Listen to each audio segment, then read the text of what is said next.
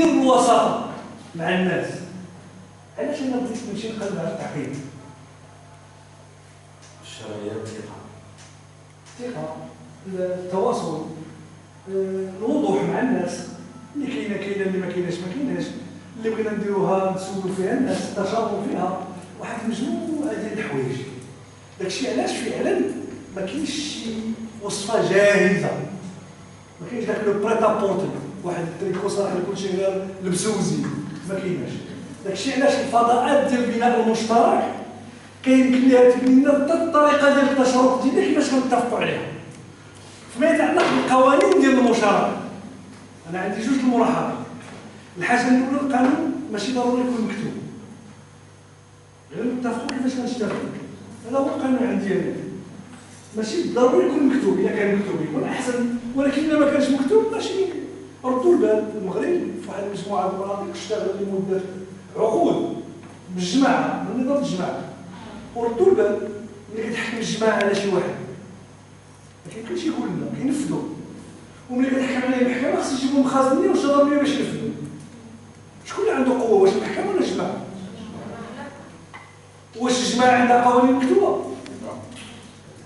ولكن شي قضيه ما كاينش شي واحد كيحتج عليها ولا تيعارضها ولا يقول لها ما نديرش. وبعض المرات احكام ماشي عاديه. ردوا معايا البال، انا حققت على جوج ديال التجارب اللي متقدمه حتى في رؤيتها القانونيه. عندك واحد التجربه على الماء في الجماعه في الدوار ديال الاغوليز اللي كيعرفوا الاغوليز، الناس اللي درجوا السياسات السميه كتوحي لهم شي حاجه. الشيخ العرب في المغرب اسمه محمد الاغوليز من هذا الدوران.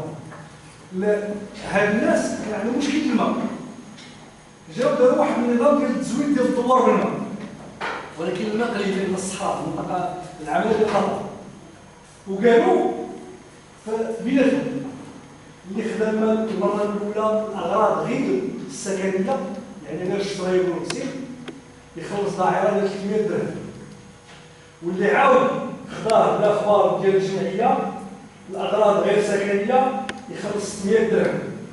واللي عاود المره الثالثه خصو يهز حوايجو ويمشي من الدور.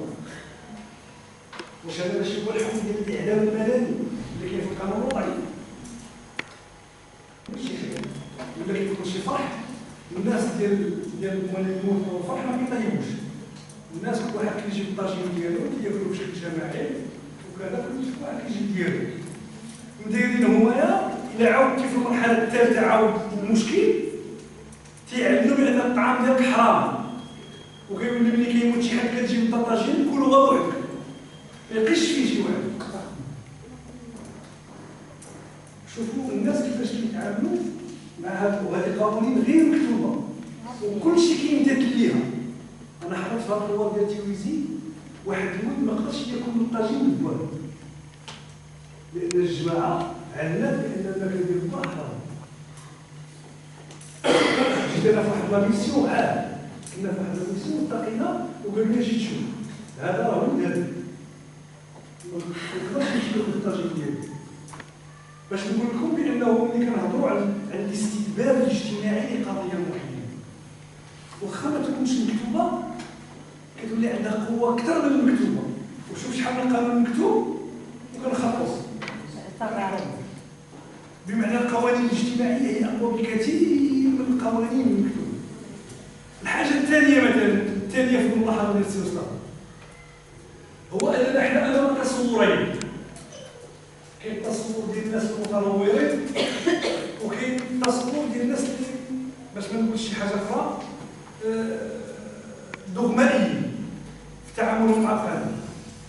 كاين اللي كيعتبر كون القانون ما يقواش على شي حاجه يعني راه واحد، لان الاصل هو الحريه ماشي المنع. وكاين اللي كيعتبر مادام القانون ما يقواش عليها هذه ممنوعه.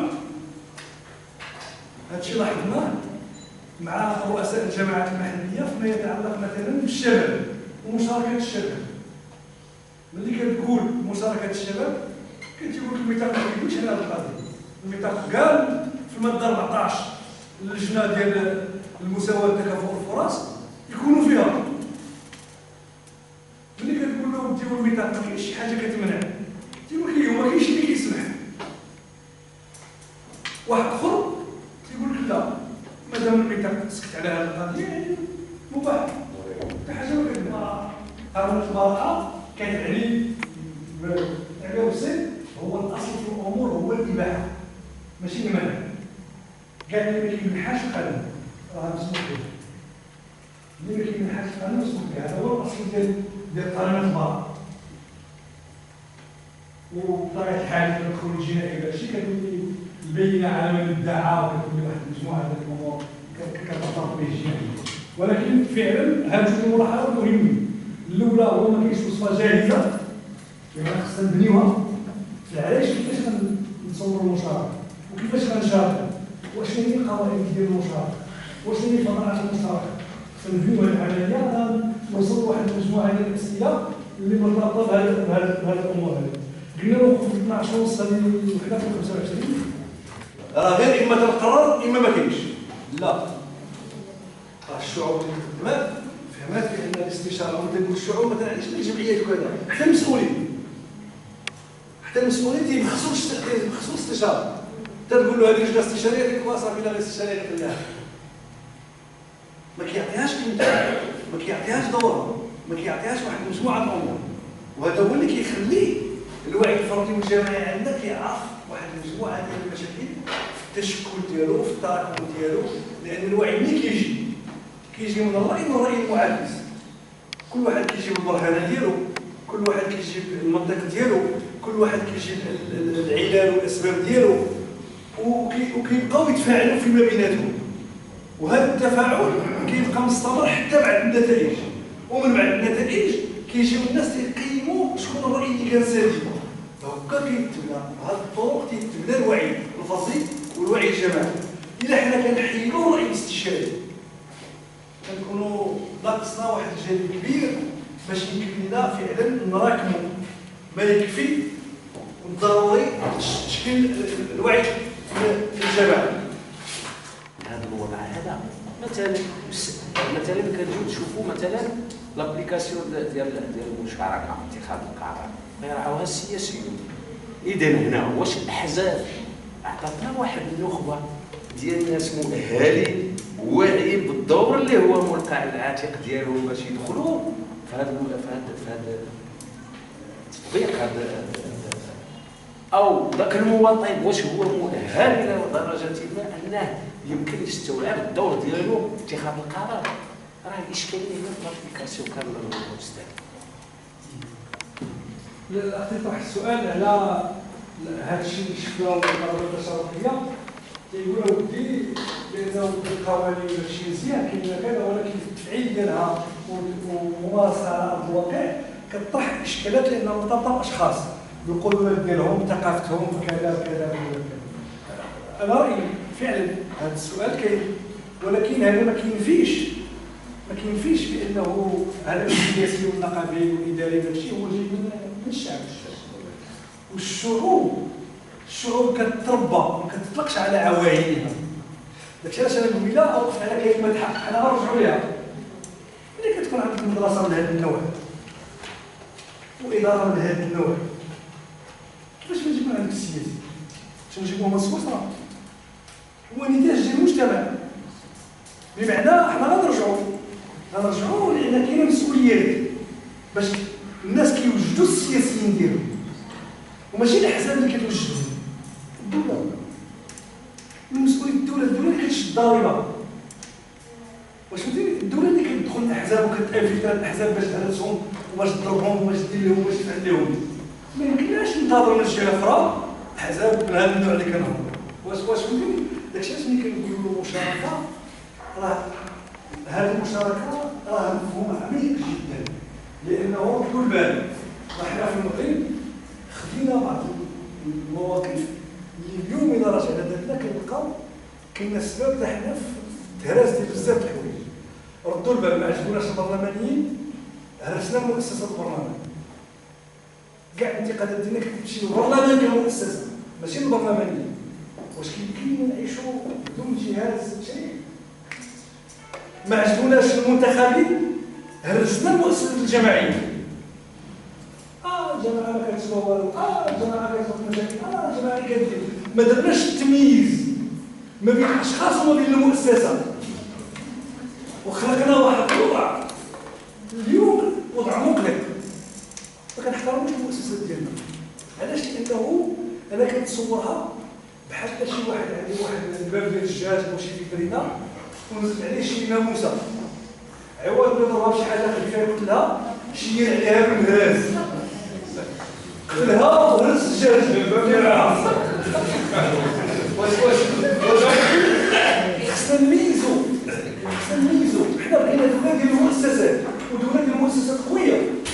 ما كيمكنناش نهجموا على المؤسسات، يمكن لنا ما نتفقوش على التوجيه اللي معطيه المؤسسات، على الهيمنه اللي وقع على المؤسسات من طرف الدوله، على كذا يمكن نتفقوا فيه، ولكن خصنا نميزوا لان قتلنا المؤسسات ديالنا، كرهنا بعضياتنا في المؤسسات ديالنا، وهذا تكون عندنا الجرأه نقدروا نقولوا، تكون عندنا الجرأه نقولوا ان احنا اليوم في حاجه الى جماعات قويه، يكون فيها اللي بغى يكون جماعات قويه وديمقراطيه، بمعنى انه فيها اليوم انت من اللون زرق، غدا نجي انا من اللون احمر، يجي الاخر غدا من اللون صفر، ولكن كاين قوانين ما يمكنلكش تتخالفها ولا انا ولا لا. واش تبعتي معايا هذا الشيء؟ علاش نردوا البال حنا كنمشاو فواحد التوربه اللي دقيقه، وخص ما نهز الرجل حتى نحط اخرى ونعرفها راسي باش يمكن لنا نقدموا في العمل. احيانا الصيورات هي صيوره مجتمعيه اللي هي عطاتنا واحد المقاربه جديده، بحال المقاربه التشاركيه اللي كنا كنتكلموا عليها، ولكن احيانا يعرفون ما هو ثقافي باعتباره محدد داخل المجتمع. إذ مثلا انا الصيوره المجتمعيه اللي كنا كنتكلموا عليها كتمر عبر التربيه، التنشئه، التكوين، كتعطينا عادات، عاد كتعطينا واحد مجموعه ديال المقاربات اللي كندوروها داخل المجتمع. ايضا شنو عن اي مقاربه تشاركيه حنايا غنتكلموا عليها في ظل غياب التفعيل داخل المجتمع. ولكن غير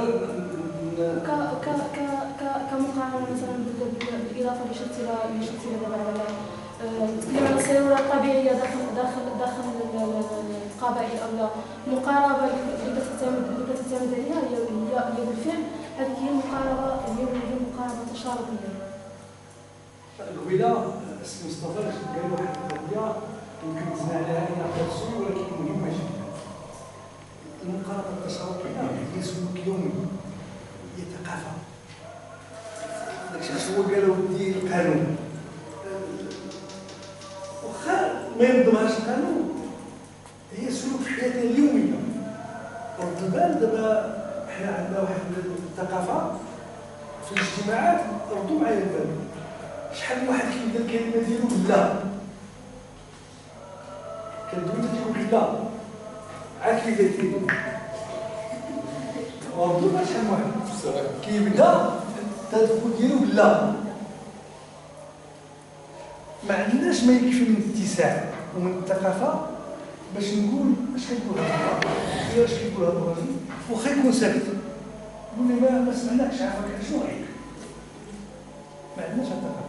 حنا باقيين تنقلبوا على شكون اللي غيهيمن، شكون اللي غادي يسيطر، شكون اللي غادي، مازال ما كنقلبوش. هو كاين جوج الحوايج، كاين تيقول لك الا مشيتي بوحدك غتمشي بزربه، وإلا مشينا كاملين غنمشيو بعيد، يمكن نتعطلوا ولكن غنمشيو بعيد. خصك تختار انت واش بغيتي تمشي بزربه ولا بغيتي تمشي بعيد. وإلا بغيتي تمشي بعيد خصك تمشيو معاك الناس، وباش تمشي معاك الناس عندها الكلفه ديالها، عندها الثمن ديالها. واحد عارف واحد ما عارفش، واحد بادي واحد مازال ما بداش، واحد وصل لواحد المستوى. خصك يكون عندك ما يكفي من اتساع، ويكون عندك ادوات ديال العمل وادوات متنوعه.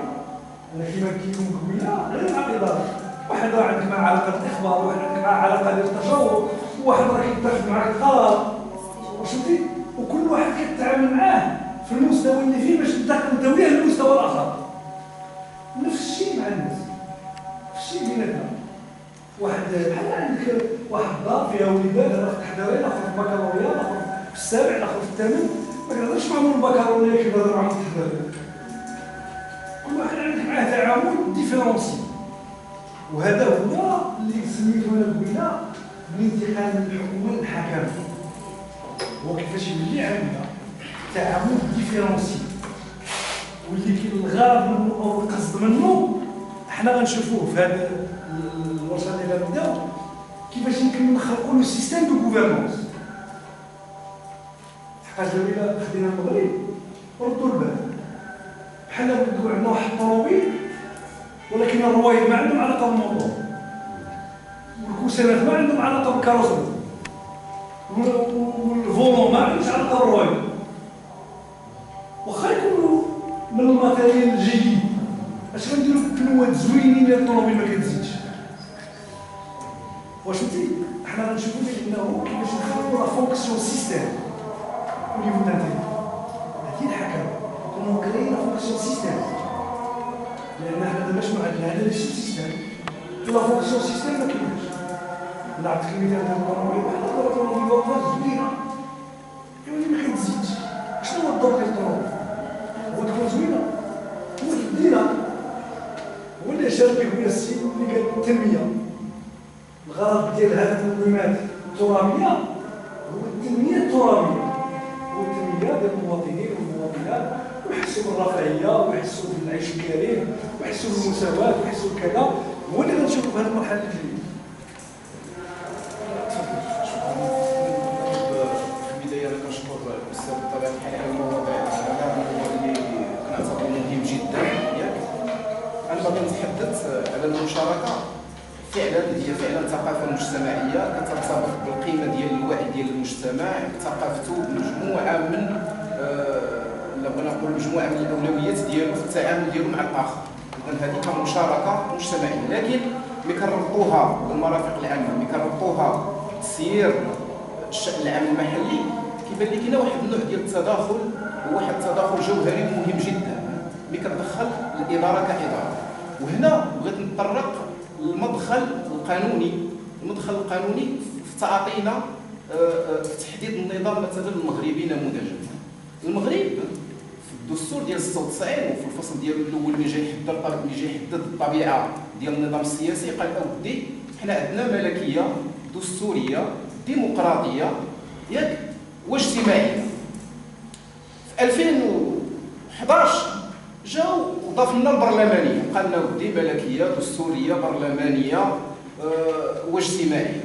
انا في اعتقادي هنايا كاين واحد النوع ديال بغينا نقولوا الثقافه الشعبيه ديالنا، كاين واحد الخواطر ليس الا في الانظمه الدستوريه اللي نجحات في العمليه ديال المشاركه كانت واضحه على مستوى البنيه ديال طبيعه النظام السياسي ديالها في التعاطي ديالها مع مجموعه من الوقائع. وبالتالي من تحدثتم على الجاهزيه كان المشهد السياسي واضح. في المغرب عندنا واحد الغبش على مستوى المشهد السياسي لحد الان القريب في ظل التطورات المجتمعيه في ظل الربيع العربي، ولا عندنا واحد الثقافه شعبيه تجاه السياسات العامه، تجاه المسؤولين، ولينا كنلاحظوا ان كاين واحد النوع ديال الصحوه، كاين واحد النوع ديال التتبع. ومع ذلك انا ما زلت اؤكد ان كاين واحد النوع ديال الغبش على مستوى الاختصاصات، على مستوى الممارسه. اذا تحدثتم قبل قليل على المشاركه في القرار، إلا جينا مثلا واعتبرنا ان جمهور ديال فقهاء القانون في تحديدهم الهدفهم ديال القرار كيقول لك ردي القرار هو العمل الانفرادي الصادر عن الاداره والمعبر عن ارادتها والمحدث لاثار القانون في مركز او الوضعيه القانونيه، وبالتالي واستنادا لسلطتها التقريريه والتقديريه وحقها في توجيه الاوامر والنوايا تحقيقا للمصلحه العامه. ها نحن نتحدث عن الفخ السياسي التي اشرت اليه بعد قليل، حول ان هذا التحديد ديال المصلحه العامه اللي مرتبط بشكل مباشر حول تلك السلطه التقريريه والتقديريه اللي كتحددها الاداره. الان هنا في المنظومه القانونيه ما كايناش التمثيليه، بغينا نقولوا ما كايناش المواطن هنا بشكل حاضر. كاينه الاداره، كاينه واحد الجهاز معين، وهنا واخا بغينا نقولوا ان كاين الممثلين ديال ديال الامه الى اخره، او الممثلين ديال الشعب هو اللي ممكن انه يحدد انطلاقا له قرار داخل الاداره، الا انه على مستوى الممارسه شيء اخر. كنلاحظوا كيف مثلا على مستوى الجماعات المحليه كما يصطلح عليه بسلطات الوصايه. سلطات الوصايه عندها منهج اخر، عندها تعامل اخر، عندها التخوفات حول النظام العام، عندها مجموعه ديال الاليات اللي كتشتغل بها، وبالتالي المنطق ديال المشاركه يعتبر محرم الى حد قريب. ما كانش مواطن عنده الحق تمشي يسول في العماله ولا عنده العماله بوعو، ما يمكنش. وبالتالي انا في اعتقادي ان المساله ديال المشاركه هي نقطه الدرجه الاساسيه حول المنظومه، حول طبيعه النظام السياسي اللي خصو فعلا يكون عنده واحد القوه واضحه باش يكون واضح، باش ما نكونوش كنلبيو كذا، باش ما نكونوش كاينه واحد السلطات متعدده، حيث ان مثلا جلاله الملك هو يعين الحكومه، هو يعين الوزير الاول، هو الرئيس العام الاركان العامه، هو الذي يرأس المجلس الوزاري، هو الذي السلطه التشريعيه بذاتها او السلطه التنفيذيه هي لها طبيعه تشريعيه، لان من حقها انها تصدر القوانين شريطه انها تداولها في المجلس الوزاري. اذا انا ما كاينش وقت في اعتقادي، ما كاينش وقت، كاين غبش. لا سمحت لي، هذا هو لا سمحت لي، انا رايي الشخصي كاين جانب كبير لهذا الشيء، ولكن لحقاش ذكرتي فقراء القانون، كاين تفسيرنا للنص القانوني. كيفاش كنقراو النص القانوني؟ كاين اللي كيقراه بشكل ديمقراطي متنوع، وكاين اللي كيقراه بشكل ضيق جدا باش ما نقولش رجعي او مرتد او كذا. داكور؟ نعطيك انايا نماذج. ذكرت واحد المصطلح ملي كيقولوا مثلا الماده 14 من البطاقه تقول بانه تحدث لجنه كذا كذا كذا يعين الرئيس الاعضاء ديال هذه اللجنه ديال التكافؤ الفرص. شنو كتعني؟ كاين اللي غادي يقول لك الرئيس كيعين اجي فلان اجي فلان اجي فلان.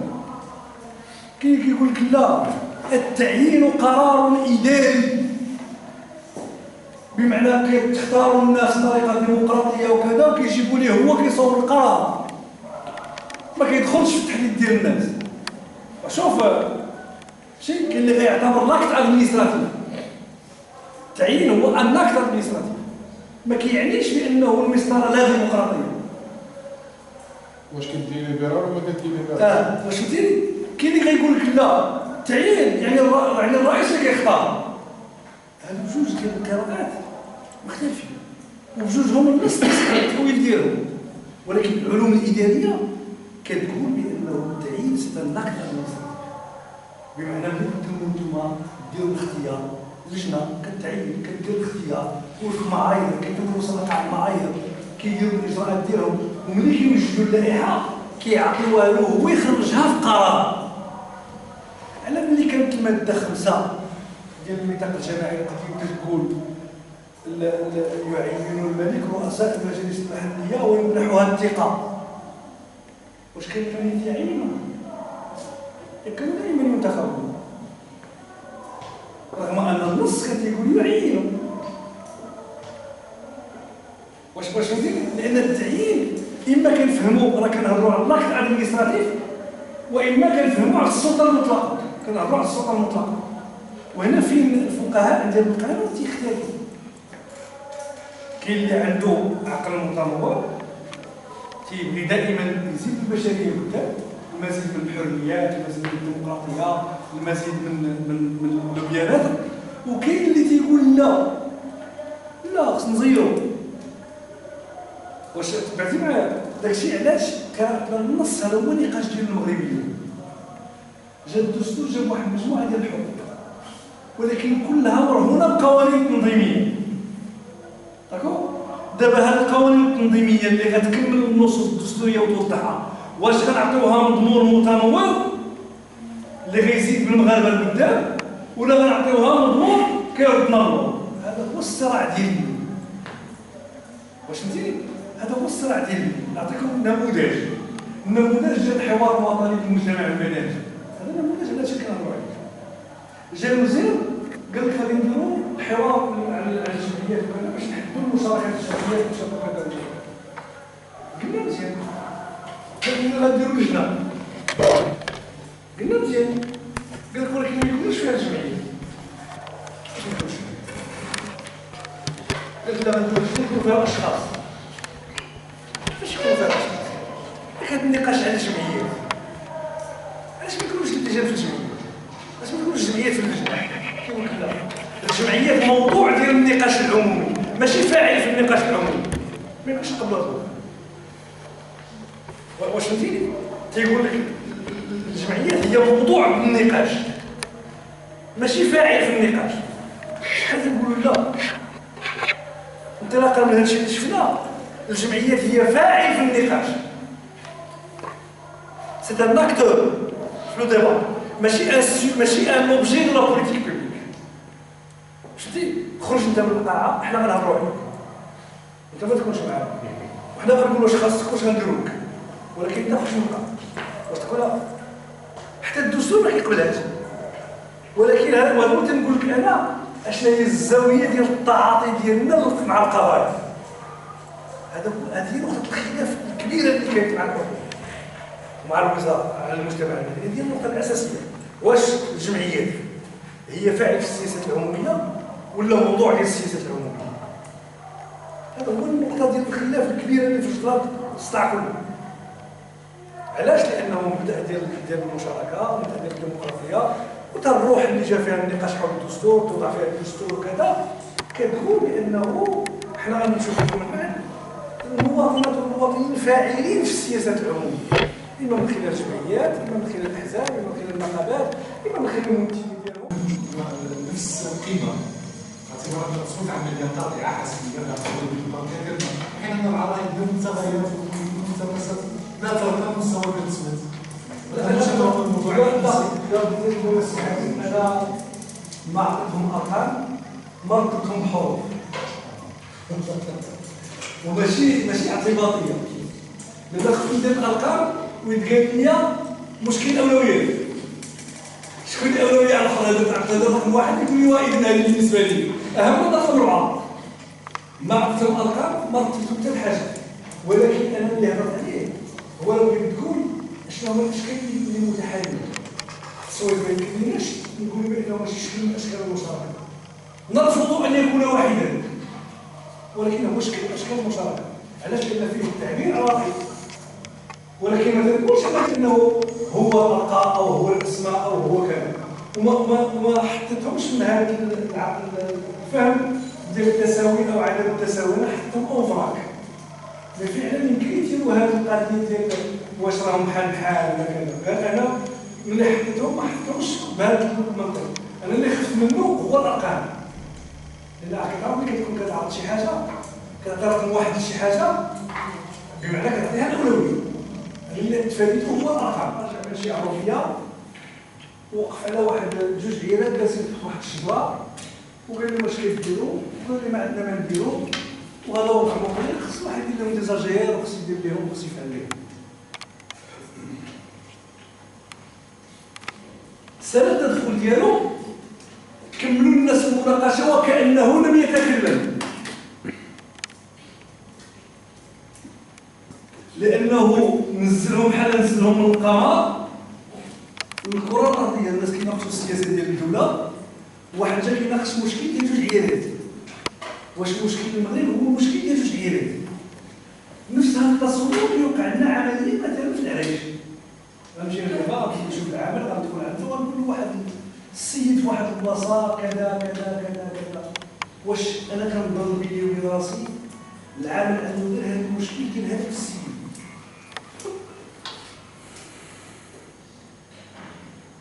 هذا هو اللي كنقول انايا ما كيسمعش داك الشيء اللي كيقول لي. خصني نصيغو بواحد الطريقه اللي يولي مسموع في الاذن ديالو. داكشي علاش السياسيين والنقابيين والجمعويين عندهم تاثير، لانه عندهم مصطلحات وعندهم اشكال وعندهم سياق. بحال بغيت تقول الطريقه باش كيعرض الاشكال وباش كيعرض المشكله كيشد لفظ. انا غنعطيكم مثال حي. ملي كتكون في واحد المنطقه مثلا ناخذ العريش غادي نقولوا بلي عندنا مشكل ديال العريش ولا شي حي او ولا شي كذا ديال محاربه الاميه وخصنا نديروا محاربه الاميه وعندنا الاميين وعندنا كذا.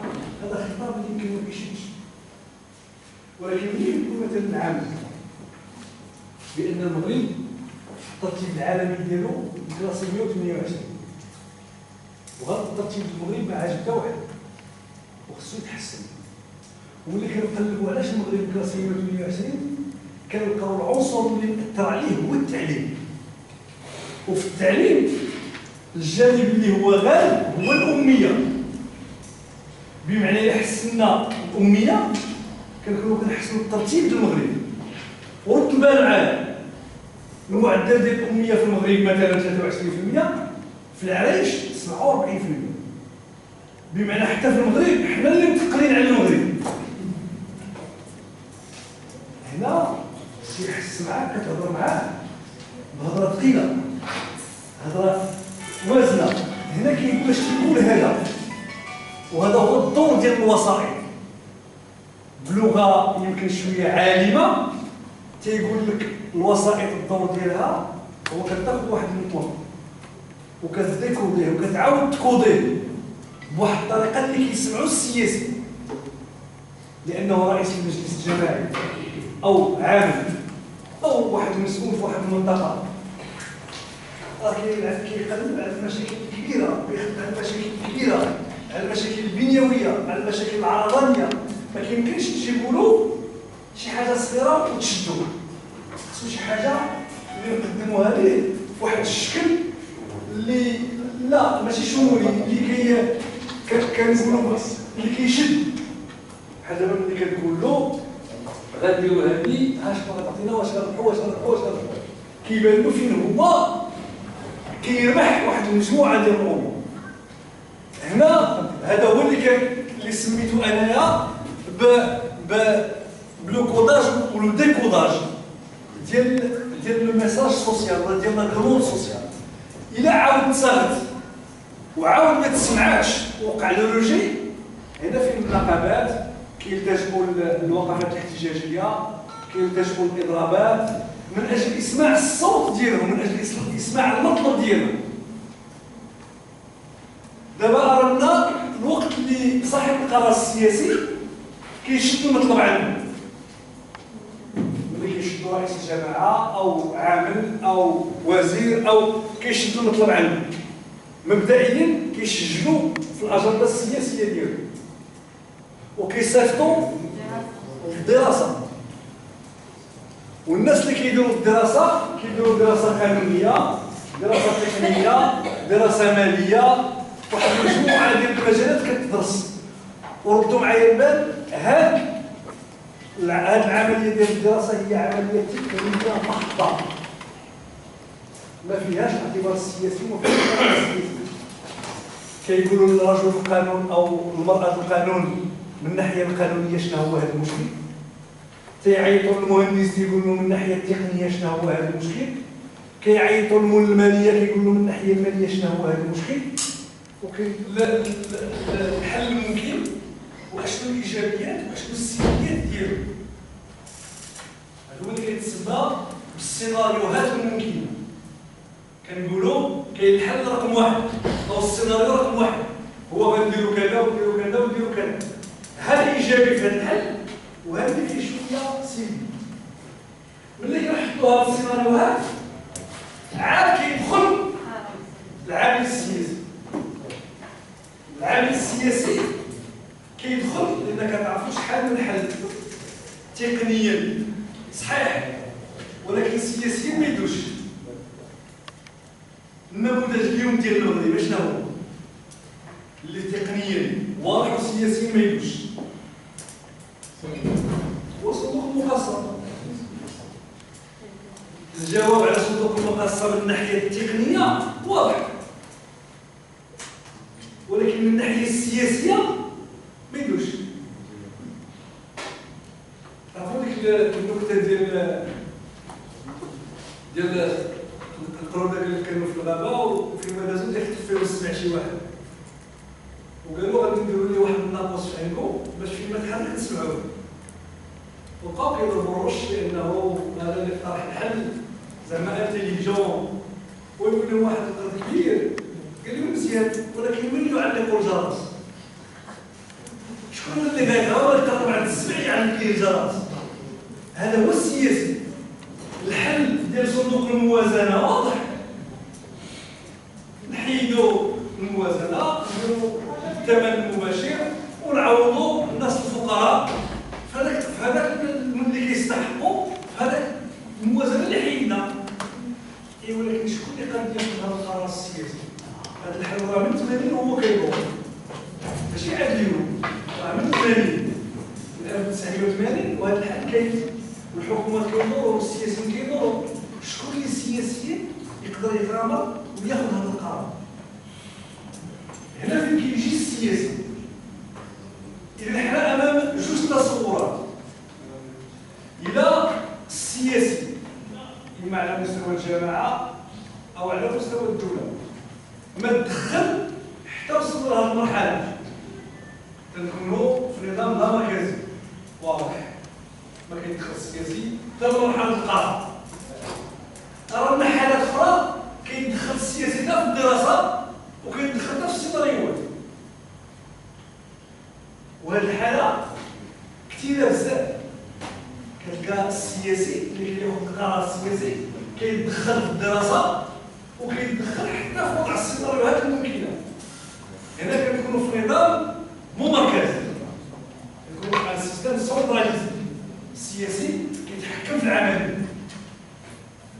ما كيخليش التقني يدير الخدمة ديالو بكل موضوعية. دابا ملي كيدخل القرار السياسي اشنو كيبقى؟ كيفاش كيتجلى هذا القرار السياسي؟ كياخذ جوج الاشكال، اما انه كيكون فعل محدد في الزمان وفي المكان. عندنا مثلا باع متجولون تيكون في واحد الساعه خصنا ناخذ القرار غادي نطلبوا الشرطه الاداريه وغادي نحيدوهم من الباب، محدد في الزمان والمكان واضح، او لا شي حاجه في شي بلاصه صحيه او كذا كندخلوا كنحلوا المشكل وكنهربوا. واما القرار السياسي كيتجلى في وضع سياسه عموميه، سياسه عموميه مستمره في الزمان وكتعالج كافه القضايا.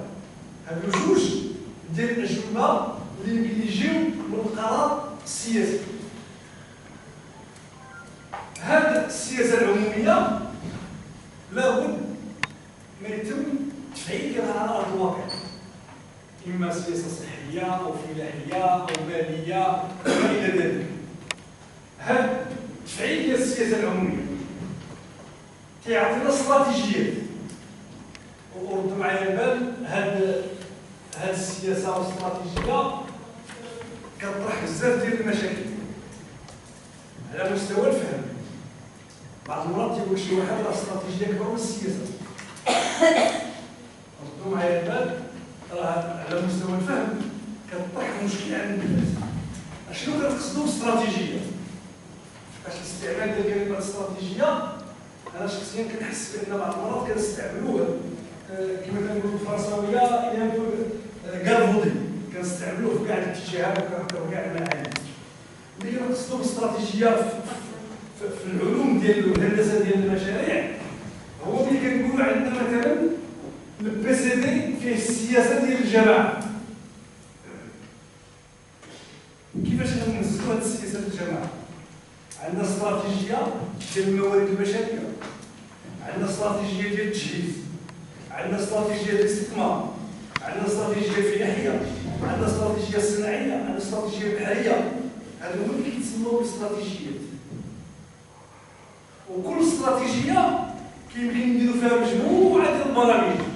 مثلا استراتيجيه الموارد البشريه فيها برامج ديال الريكروتمون ديال التوظيف، فيها برامج ديال التكوين، فيها برامج ديال التكوين المستمر، فيها برامج ديال الكارير، فيها واحد مجموعه البرامج. وكل برنامج يمكن نقسموه للمشاريع، يمكن فيه البروجي. وبطبيعه الحال كل بروجي فيه ديزاكسيون وكل اكسيون فيها دي زوبيراسيون وكل اوبيراسيون فيها ديال التدبير يولي سياسي. التدبير السياسي ماشي معناه الاستبداد السياسي عاوتاني، ماشي حتى كنهضروا عليه، ماشي لانك منتخب عندك الحق دير اللي بغيتي، لا، ولكن انا عاوتاني رايي كنقولوا وما كنفرضوش، كنقولوا بدينا نهار ها علاش وها علاش وها علاش، وتنخلي ليه هو حريه القرار ونتحاسبوا عليها من بعد. داكشي علاش حنا غادي نوصلوا فيما بعد المؤسسات الاستشاريه. في المغرب هذه الكلمه الاستشاريه كلمه بخسه. المعنى اللي عطيناه حنا في المغرب ما كان كيقول شي واحد هذاك راه غير استشاري.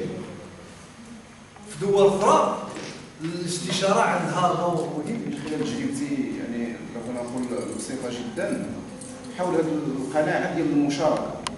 المشاركه في صفوف النخب في اي مدينه معينه في الولوج العمل السياسي كنلقى كاين واحد النوع ديال الضعف، لو بغينا نقولوا واحد الضعف كبير جدا.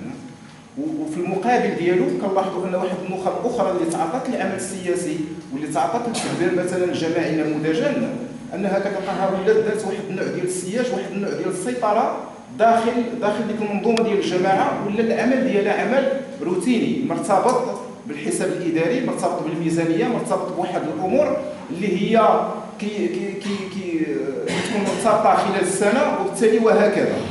العمليه ديال الابداع، العمليه ديال المشاركه، العمليه ديال خلق واحد النوع ديال الجسور ديال التواصل، العمليه ديال الاشراك مجموعه ديال المفاعلين من بيناتهم الجمعويين اللي عندهم واحد النوع ديال الارتباط بالمحيط سواء على مستوى جمعيه الاحياء سواء، هذا ما كيكونش. وبالتالي هذاك المنتخب اللي عنده 30 سنه في الجماعه، اللي ولا كيعرف الدواليب ديال الجماعه، ولا نسج واحد النوع ديال العلاقات مع واحد الموظفين معينين الى اخره، فهنا كاين واحد النوع ديال الاشكال حقيقي كيطرح نفسه ديال على مجموعه ديال النخب اللي هي حقيقيه، اللي خصها تحمل المسؤوليه. لا يكفي ان نتأبط جريده كل صباح وان نجلس يعني نحتسي فنجان القهوه ونعتبروا ان مثلا الوضعيه ديال المدينه فيها اختلالات، والمساله ديال ان حتى الاجابه اللي يمكن انه يوفرها القانون لما كانش كاين واحد الاراده، لما كانش واحد النوع ديال القناعه، ما يمكنش انها تمارس بشكل حقيقي. نعطيو نموذج ديال اللجنه ديال المساواه وتكافؤ الفرص، مع العلم انها جات باش تعطي واحد الجواب على العمليه ديال المشاركه في سياقها البعيد، ولا واحد الجزء ديال العمليه ديال المشاركه كنلقاو ان التعامل معها كيكون تعامل حرفي، تعامل بشكل سلبي اللي هضرنا عليه البارح. السياسي الا اننا فهمتي كلنا عارفين بان النخبه السياسيه على مستوى المغرب فاشله نائمه نوما عميقا، عايشه في واحد السبات. والدليل على ذلك جميع الاحزاب السياسيه غير كتفوت المرحله ديال الانتخابات ينامون، حتى ديك المحلات اللي كيتم الكراء ديالهم من اجل الاشهار والدعايه والتقديم للمرشحين ديالهم كيخدموا بواحد الانترفال ديال شهرين او 3 شهور وكيمشيو. من بعد حنا كنمشيو كنوهموا راسنا وكنعيشوا واحد الوهم خيالي على مستوى الاوروبي. انظر ماذا فعلت فرنسا، انظر ماذا فعلت اسبانيا وماذا فعلت المانيا. هل الشعب المغربي الحقيقي هو الشعب الالماني؟ هو الشعب الفرنسي؟ بل لا. اذا ما درناش واحد الثقافه وهذا الشعب على مستوى يفيق وننميوه بالتربيه والاخلاق والقيم، راه حنا ماشي حنا اللي حالين، راه حنا ماشي هو المغاربه ديال العريش، حنا ماشي هو السكنه ديال العريش. نخرجوا نشوفوا في ساكنين الناس، راه ازيد من 47% صفيح. المستوى العقلي كيفاش داير؟ يعني باش نجيو ونديروا واحد المشاركه ونديروا واحد الاعلام على مستوى اننا حنا كنخلقوا جمعيات هي كتشارك على والو، اما القرار فهو قرار سياسي. وحتى ذاك الموظف اذا كان كينتمي لديك الجماعه ودار واحد المجهود، الدور ديالو فهمتي بسيط ومجرد، كيزيد في المزاد في السوق. اقولها واتحمل المسؤوليه، يزيد في السوق ديال القضيه والموضوع. من بعد كتسنى المهمه ديالو، واذا دازت ايام واعوام هو الضحيه الاولى اللي غادي يكون كبش، وغادي يتجرد من المهام ديالو، وغادي ياخذ واحد المرحله انه غادي ايكلاسيوه. اذا الله يخليك المعالجه الحقيقيه تنطلق ابتداء من الاحزاب السياسيه.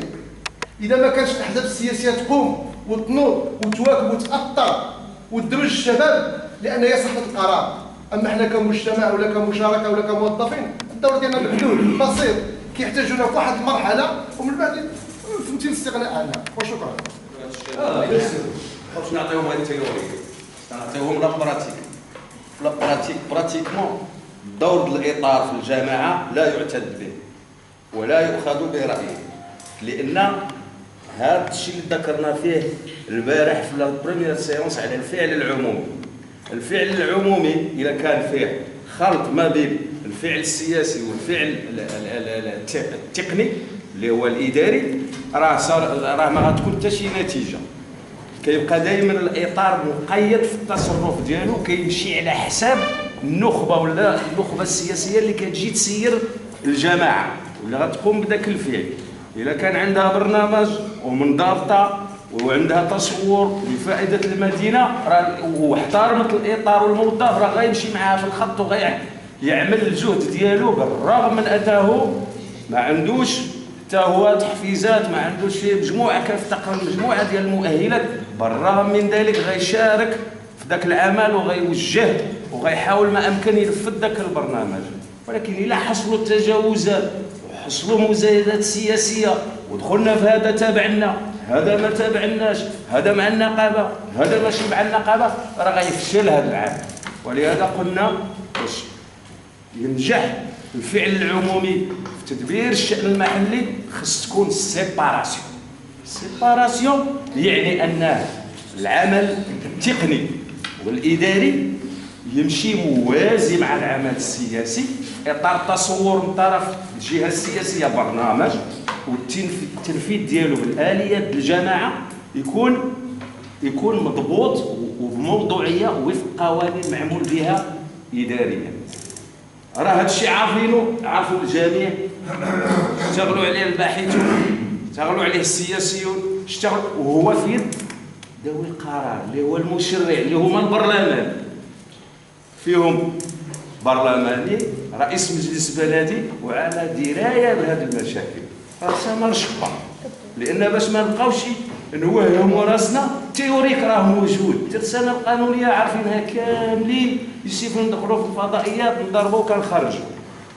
على ذكر مثلا قلنا الدور ديال الجمعيه، الدور واضح.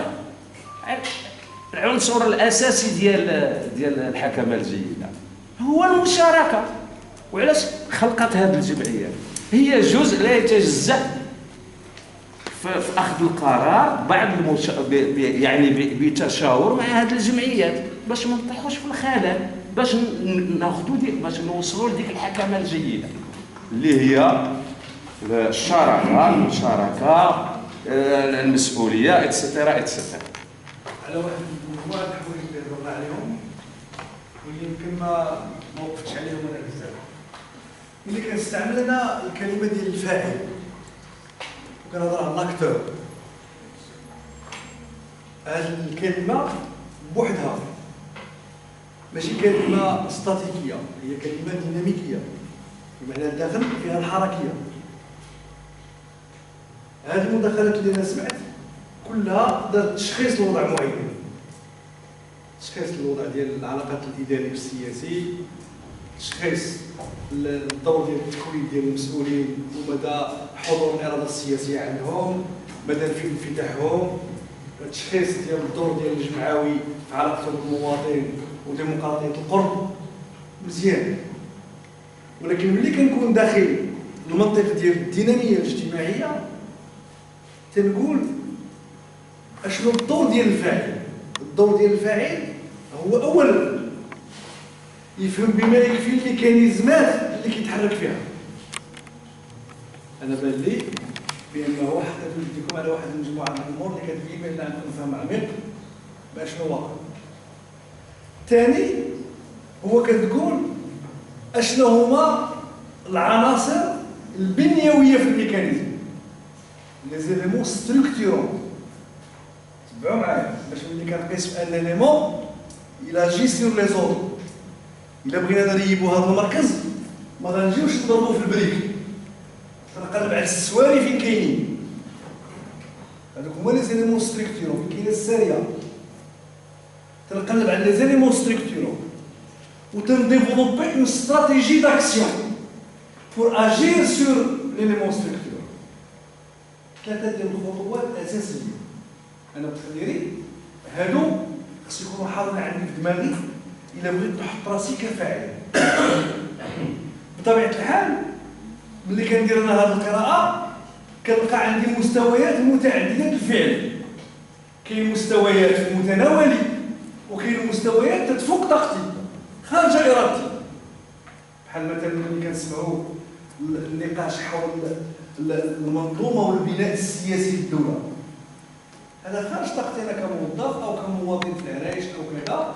تيمكن لي الا بغيت نشتغل عليه نضم لواحد الشبكه اللي الفعل ديالها على المستوى الوطني. المواطن كتقدم شكايه ولا تضرر لما كيدفع واش كاينه لجنه وشكون اللي كيحط ديك اللجنه وشكون اللي غيبت في ديك التضرر؟ هاد دابا الاسئله اللي خصهم يجيو في القانون المنظم لهذا العمل. لا ما كاين هادو كلهم دابا كيف ما قالوا الاخوان قبيله الدستور كيوضع الاطار العام. الدستور ما كيمشيش في التفاصيل، كيوضع الاطار العام وكينص على الحقوق وكينص على كذا. خص تجي قوانين من بعدو هي اللي تجاوب على هذه الاسئله. دابا هاد الفصول هادو ما حتى دابا حتى شي فصل اللي شفناهم تشرحوه ما فيه قانون تنظيم. لا مازال. نعم. لا خلينا من تنظيمات المحاكم وكذا. التظلمات الاداريه. لا ولكن هذا دابا وضع جديد. التنظيمات الاداريه كتقدم الاداره المعنيه بالامر. لا دابا هذا نظام جديد التصور فيها شنو هو نعطيو وضع جديد ووزن جديد وحجم جديد للعمل النيابي، العمل ديال الجماعه المحليه. كيفاش نخليو الجماعه تولي فعلا كتمثل المواطنين. ان المواطن كيمشي عند الجماعه وكيقول لها حنا عندنا مشكل ديال الصحه وعندنا مشكل ديال كذا، واحد المعلم ما كيجيش وهذه الحالات مثلا الكتاب في الباديه وكذا، واحد المستشفى ما فيش تجهيزات ولا ما فيش كذا، ولا الطبيب ما كيجيش، حتى الطبيب غير الطبيب ما كيجيش ولا كذا. هادو امور الجماعه بناء على هذا التظلم وهذه الشكايه ديال المواطنين كتتبع عند مصلحه مختصه كتسالهم بانه كيف هذه القضيه وهذه القضيه وكيفاش هذه القضيه شبكات باش نشتغلوا على الحاجه اللي ما كيمكنش تشتغل عليها محليا فقط. خصني ننظم لواحد الشبكات معينه اللي كتخدم في مستوى معين. بحال دابا نعطيكم انا مثال الوضع ديال القانون الجمعيات وديال كذا ما كيمكنش علاش نبدلو، ما كيمكنش عليه، ولكن يمكن الجمعيات العلاش ينضموا للديناميه الوطنيه اللي كتشتغل على تغيير القانون الجمعيات. انا في نظري هذا خص اولا يكون عندنا وضوح في المبنى ديال هذه الحدود. داكشي علاش انا ما كنسميش هادشي اللي كنشوفو نظري، لان النظري غادي نشوف واحد المجموعه المراجع ديال الكتبه ولا كذا ونقول قال فلان في كذا وقال فلان في كذا وقال فلان في كذا. انا شخصيا ماشي ديال المقاربه ديالي. انا المقاربه ديالي كنبغي دائما اولا نفهموا القضيه في النقاء والصفاء ديالها ديال الاولى، بعيد على داك الخلاط ديال الواقع. نفهموها اولا. ثانيا ننزلوها للواقع. ملي كنبغيو ننزلوها للواقع تلقاو احد المشاكل الاساسيه اللي نتوما صدتوها في التشخيص وما دويتوش عليها هو الغياب ديال لي زورغانيغرام في الجامعات. هذا مشكل كبير. كتقول لي واحد في الجامعه عنده مسؤوليه شكون عطاها لك؟ شكون عطاها لك؟ كاين شي قانون؟ هذا اشكال في المغرب. ما كايناش الجامعه وحده عندها ان اورغانيغرام. تصوروا معايا الدار البيضاء 17000 موظف سون اورغانيغرام. واش ماشي الفوضى العاليه؟ لأن ملي كنقول أنا عندي مسؤولية يعني عندي وضع قانوني. شكون عطاني هذا الوضع القانوني؟ ما كاينش المغرب. الجماعات ما عندهمش دي زورغانيغرام، ما كاينش بحال الوزارة هذا مدير هذا شاف ديفيزيون هذا شاف سيرفيس هذا كذا. ما كاينش اورغانيغرام اوفيسيال مصادق عليه من طرف الدولة، ما كاينش. حسب على التوقيع. كيعطيك شي قواعد، ولكن قانونيا ما عندكش مرجع. والدليل هو كيف كتحسوا بها انتم كموظفين، كتحسوا بها في ميزان ديميتي، لان ما يمكنش يعطيك ميزان ديميتي سون ريفيرونسيال جوريديك. وكنحسوا بها استاذ حتى في المشاركه اتخاذ القرار بالضبط لا يعتد به كيتوجه لان ما عندكش الستاتيو. لا وما يمكنلكش تقول لا. هاد الحوايج بعض الحالات يجوز هذا التمرد ما يمكنش تقول لا سينون لا بويرتا يقول من تما اسمح لي انت اطار كلاسيك واحد يعني واحد الكلاس المرتبه اللي هي عندك في اكسبيريونس عندك معلومات عندك كذا ويجي واحد يدير لك القرار في الحال ويصيفطوا لك اسمح لي الله يرضيك وبزاف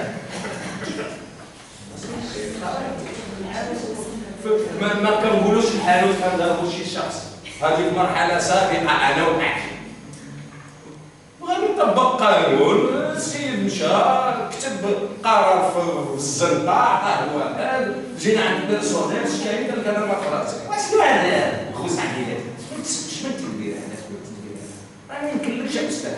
شو استاذ حنا كأخر كنخدموا بناء على الاخلاق ديالنا وبناء على الاحساس ديالنا بهذا المواقع. كنحاولوا ما امكن نقربوا المآرب قضاء المآرب الاداريه ديالو ونحسنوا الظروف، كنحاولوا ما امكن نبسطوا الامور، وكنحاولوا ما امكن نفتحوا له بلي الاداره راه ماشي هو ذاك العفريت وذاك الصباح ولا ذاك. والحمد لله الادارات تغيرات الادارات ولاو فيها اطور، ولاو فيها ناس كيفهموا، الناس ولاو واعيين. وخير دليل على ذلك لقينا الشباب رجع كيجي كيدخل الاداره وهو فرحان كيدير الامورات ديالو كيمشي في احسن الظروف. واغلب الاحيان الامورات اللي هي ريغلومونتير كدوز في احسن الظروف. واخا سولتك نعم سولتك شكون يقدر يقول لي شنو هو البروسيس ديال ديسيزيون في البلاد؟ شنو هو المسلسل ديال اتخاذ القرار في المدينه؟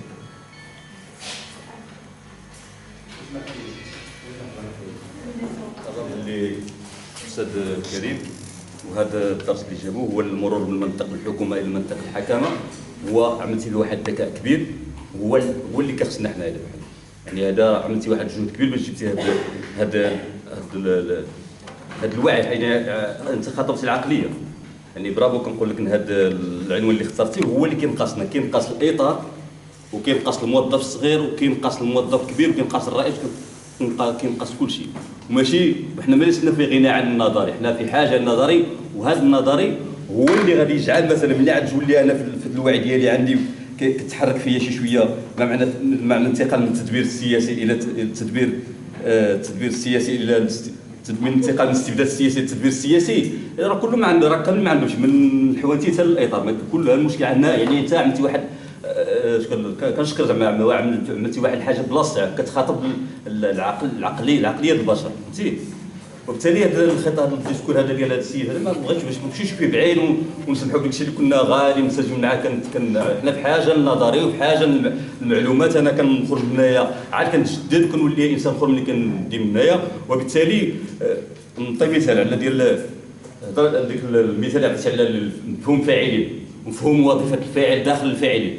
كون كان عند السيد هذا عنده هذا المفهوم في راسو، هو كيربح 7000 درهم، ما كانش يقول شنو هي 7000 درهم، كان يقول بوينو كاين 70,000 البشر كيربحوا 70,000 فرنك في الشهر. كان عايب هنا المفهوم فاعليه، كان عايب يعيش في هذا المنطقه شويه. اذا هنا المشكل هنايا ماشي في كل واحد ليس في الناس اب مثل ابي. هذا حنا راه في حاجه لهذا الدرس هذا. شكرا جزيلا، كنتمناو الاتجاه يمشي في هذا الانصات من هذا التكوين، لان عاد 3 ايام ما عندناش في النقاشات ديال أطراكوسا. الجماعات اللي غير الرئيس مع المجلس ومع الناس ديالو دار لائحه وعرضها على المجلس وصدق عليها، وكاين اللي داروا اللجنه ما صدقش عليها المجلس. يعني عندنا كاع الانواع كاينين. علاش؟ لانه ما كاينش نص واضح. القانون تيقول بانه خص يخرج النص اللي كينظم هذه القضيه ديروا وزاره الداخليه، ولكن لظروف ما تمكنتش الوزاره انها توصل دير قانون اللي كينظم هاد القضيه، ولكن اللي كيهمنا حنا في هذا السياق ديال النقاش ديالنا بان هذه اللجنه كتعطي امكانيه هائله للمشاركه، ولو اننا حنا في المغرب ما كنخصو العمل الاستشاري. هذه اللجنه شنو المفروض لنا؟ المفروض في هذه اللجنه انها تعطي رايها في واحد المجموعه من القضايا وواحد المجموعه من السياسات ديال الجماعه، ماشي الجماعه بالمفهوم ديال الوحده الاداريه، بالمفهوم ديال الفضاء ديال العيش ديال المواطنات والمواطنين. بمعنى هذه اللجنه المفروض تعطي رايها في السياسه التعليميه، المفروض تعطي رايها في السياسه ديال التجريد، المفروض تعطي رايها في واحد المجموعه من الامور، ماشي فقط في الجماعه كوحده اداريه، في الجماعه كحوض للعيش ديال المواطنات والمواطنين. لا كومون اون طونك باسان دو في ديال المواطنات والمواطنين، لان غالبا العقل ديالنا ملي كنهضروا على الجماعات كنمشيو لاداره الجماعه، كنهضروا على اداره الجماعه. ملي كنقولوا الجماعه راه ما كنقصدوش الاداره الجماعه، كنقصدوا الوحده الترابيه اللي كيعيشوا فيها مجموعه من المواطنين والمواطنات، باش يكون المفهوم ديالنا اوسع من المفهوم ديال كنهاجم ديال هذا كذا شنو هو الموظف. بقى هذا الباب مفتوح. كاين بعض الجماعات اللي اجتهدوا وداروا نظام داخلي ديال هذه اللجنه وداروا طريقه لاحداث اللجنه، وكاين اللي مشى توجه ديمقراطي واضح، وكاين اللي بقى متعثر، كاين اللي دار اعلان، كاين الجماعات اللي داروا اعلان على ما عرفتش عربي نسميوه لا مانيفيستاسيون دانتيري، داروا اعلان للجمعيات وقالوا شكون الجمعيات اللي بغاو يدخلوا في هذه اللجنه، شكون اللي بغاو يدخلوا للجنه، وحددوا معايير وداروا معايير متعلقه بالمؤسسه يعني الجمعيه، ومعايير متعلقه بالشخص اللي كيقترحوا المؤسسه.